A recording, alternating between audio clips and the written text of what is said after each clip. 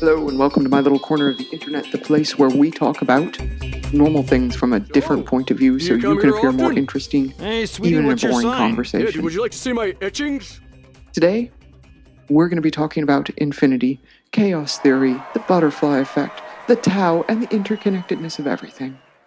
It's a big video. I'm going to see if I can do it in under a cigarette. So, infinity is a large concept. It's big. I think about infinity all the time because there's always something to think about. You can't grasp it with your hands. You can't. You can't grasp it with your mind. Humans just aren't made to think of things that big because we're not. We can't even grasp exponential growth. It's just not possible. COVID has taught us that when we have models that are exponential, humans don't understand. When we have linear models, they're pretty diddly darn good at knowing that. We are. Our little meat computers understand. What people don't think about is that infinity can go the other way too. It doesn't have to be big. It can be super duper small. Bitty. Very, very small. And that's where the chaos effect comes in.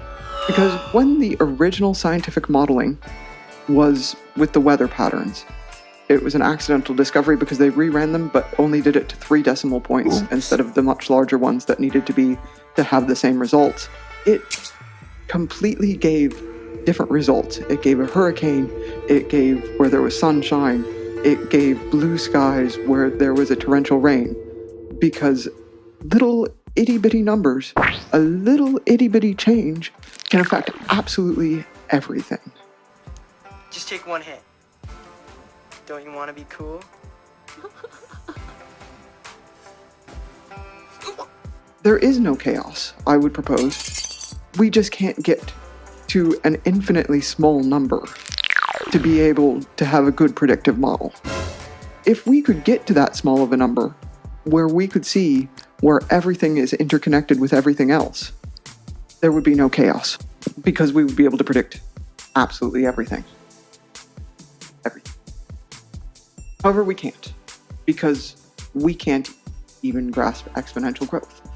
So everything, the finest point, we can't do it. And if we could, it would be like Hitchhiker's Guide to the Galaxy, where they designed a computer to get to that point, but then nobody understood the question. It would be that.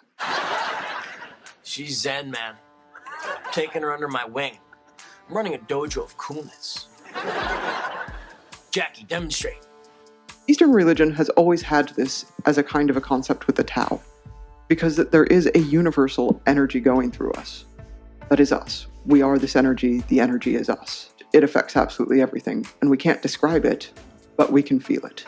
That is essentially, going back to the butterfly effect, what happens with these minuscule numbers.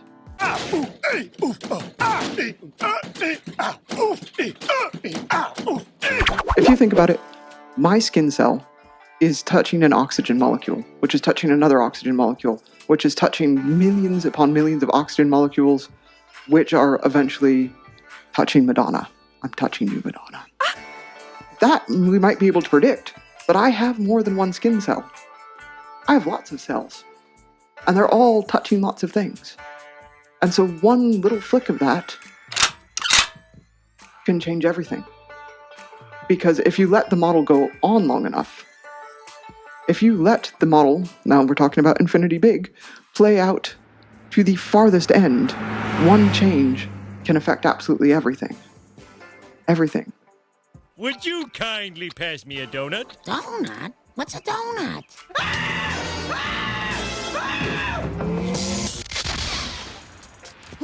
It's raining again.